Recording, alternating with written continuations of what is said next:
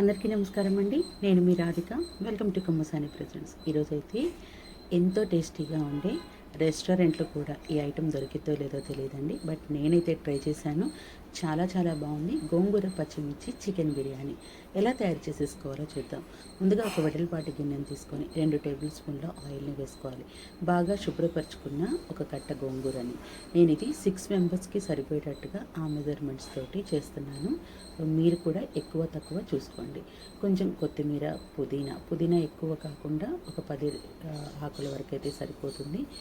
ఒక గుప్పెడు వరకు కొత్తిమీరని వేసేసుకొని బాగా కారంగా ఉన్నటువంటి పచ్చిమిరపకాయలను అయితే నేను ఒక 10 నుంచి 15 వరకు వేసుకుంటున్నాను. మీరు దానికి కారానికి తగ్గట్టుగా వేసుకోండి. ఈ ఆయిల్లో వీటిని బాగా మగ్గే వరకు, ఆకు మగ్గితే చాలండి, పచ్చిమిర్చి ఫ్రై అవ్వాల్సిన అవసరం లేదు. ఆకు మగ్గే వరకు ఫ్రై చేసుకోవాలి.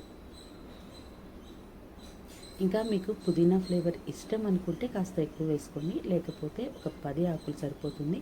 ఫ్లేవర్ డామినేట్ చేయకుండా ఉండడం కోసం తక్కువ వేసుకుంటున్నాను.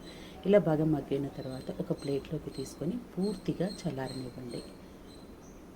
చల్లారిన తర్వాత గ్రైండ్ చేసుకోవాలి. మనం పచ్చడికి ఎలా అయితే గ్రైండ్ చేసుకుంటామో అలా గ్రైండ్ చేసుకోవాలి. ఇంకా వాటిలో ఏమీ కలపాల్సిన అవసరం లేదు. ఇప్పుడు మళ్ళీ అదే గిన్నెలో మరొక 2 టేబుల్ స్పూన్ల ఆయిల్ని వేసుకోవాలి.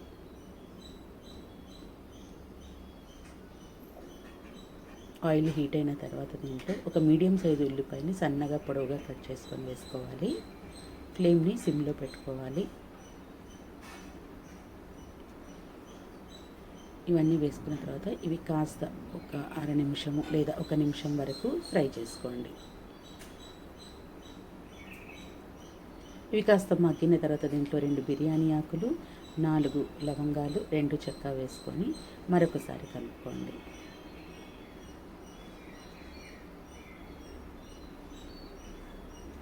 ఇప్పుడు దీంట్లోకి పావు కంటే కొంచెం ఎక్కువగా పసుపుని వేసుకోండి. పసుపుని వేసుకున్న తర్వాత మరొకసారి కలుపుకోండి. ఉల్లిపాయలు కూడా ఓవర్గా ఫ్రై అవ్వాల్సిన అవసరం లేదు. కాస్త క్రిస్పీగా అంటే కొంచెం మెత్తబడి లైట్ పింక్ కలర్కి వచ్చే వరకు ఫ్రై చేసుకుంటే సరిపోతుంది. తర్వాత 1.5 స్పూన్ అల్లం వెల్లుల్లి పేస్ట్ వేసుకోండి. అల్లం వెల్లుల్లి పేస్ట్ని ముందుగా వేసుకోవద్దు. మనకి ఉల్లిపాయ ఫ్రై అయింది అనుకున్న తర్వాతే అల్లం వెల్లుల్లి పేస్ట్ వేసుకోండి. అప్పుడు గిన్నెకి పట్టకుండా ఉంటుంది. తర్వాత ఇప్పుడు శుభ్రపరుచుకున్నటువంటి చికెన్ పీసెస్ని వేసుకోండి. సైజులు అనేవి మీ ఇష్టము. మీడియంగా పెద్దగానైనా సరే, ఎలా అయినా సరే మనం ఈ పీసెస్ని కట్ చేసుకొని వేసుకోవచ్చు. నేనైతే అర కేజీ చికెన్ని తీసుకుంటున్నాను. ఈ అర కేజీని స్కిన్లెస్ తీసుకున్నాను. చికెన్ వేసుకున్న తర్వాత ఒకసారి బాగా కలుపుకోండి. ముక్కలకి ఆయిల్, పసుపు, అల్లం వెల్లుల్లి పేస్ట్ ఇవన్నీ బాగా పట్టేటట్టుగా కలుపుకోవాలి. దీంట్లో ఇప్పుడు కొంచెం కొత్తిమీరని వేసుకోండి. పచ్చిది వేసుకోవాలి, మనం గ్రైండ్ చేసిన దాంట్లో కాకుండా పచ్చిది వేసుకోండి.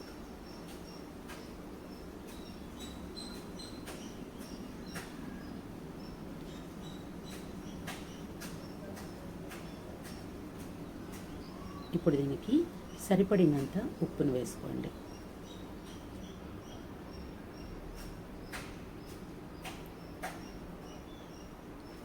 ఉప్పును వేసుకున్న తర్వాత మరొకసారి ముక్కలకి బాగా పట్టేటట్టుగా కలిపేసుకోండి. ఇప్పుడు మూత పెట్టేసి కొంచెం వాటర్ బయటకు వచ్చి మధ్య మధ్యలో కలుపుకుంటూ ఉండండి. అవి కాస్త ఇంకిపోయే వరకు. పూర్తిగా ఇంకాల్సిన అవసరం లేదు. ఇలా నేను చూపిస్తున్న మాదిరిగా ఉంటే సరిపోతుంది.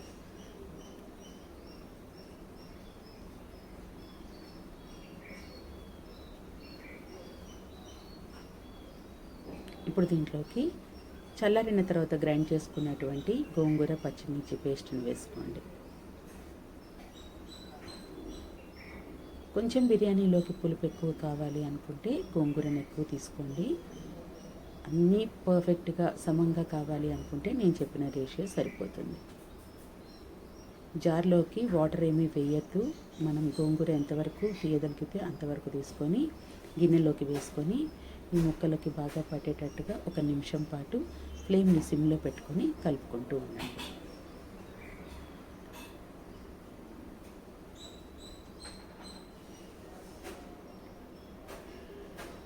ఇలా కలుపుకున్న తర్వాత గంట వరకు నానబెట్టుకున్నటువంటి రైస్ని ఇప్పుడు దీంట్లోకి వేసుకోవాలి, వాటర్ ఏమీ లేకుండా. వీటిని ముందుగానే డ్రై చేసుకోవద్దు, డ్రై చేసుకుంటే రైస్ అనేది బ్రేక్ అవుతుంది కాబట్టి ఆ తడి మీదనే అప్పటికప్పుడు వాటర్లో నుంచి తీసి వేయండి. వాటర్ రాకుండా నిదానంగా కొంచెం కొంచెంగా వేసుకోండి. తర్వాత ఇప్పుడు రైస్ని ఒక 2 నిమిషాల పాటు వీటితో కలుపుకుంటూ ఉండండి. ఫ్లేమ్ని సిమ్లో పెట్టుకొని కలుపుకుంటూ ఉంటే ఈలోపు రైస్ కూడా కొంచెం ఫ్రై అయ్యి మనకి బిర్యానీ టేస్ట్ అనేది చాలా బాగుంటుంది. అలాగే రైస్ కూడా పొడవుగా ఉంటుంది, ఫ్లేవర్గా చాలా బాగుంటుంది. ఇప్పుడు మెజర్మెంట్స్ నేనైతే ఒకటి మీరు ఏదైనా తీసుకోండి, దానికి 1.5 వేసుకోండి.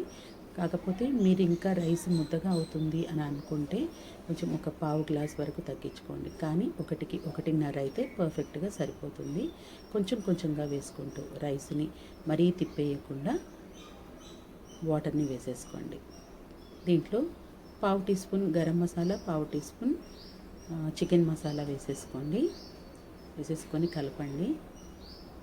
ఇలా బాగా కలుపుకున్న తర్వాత ఫ్లేమ్ని ఇప్పుడు మీడియంలోకి టర్న్ చేయండి.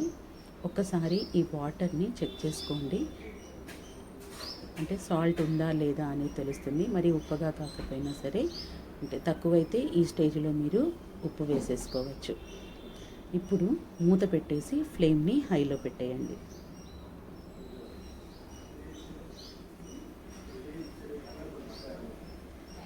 తర్వాత మూత తీసి ఇలా బుడగలుగా వస్తున్నప్పుడు ఫ్లేమ్ని సిమ్లో పెట్టేసి ఒకసారి ఇలా నేను చూపిస్తున్న మాదిరిగానే కలుపుకోండి. పూర్తిగా అట్లా కలియబెట్టేయకుండా ఇలా పైన కలుపుకుంటూ ఉండండి.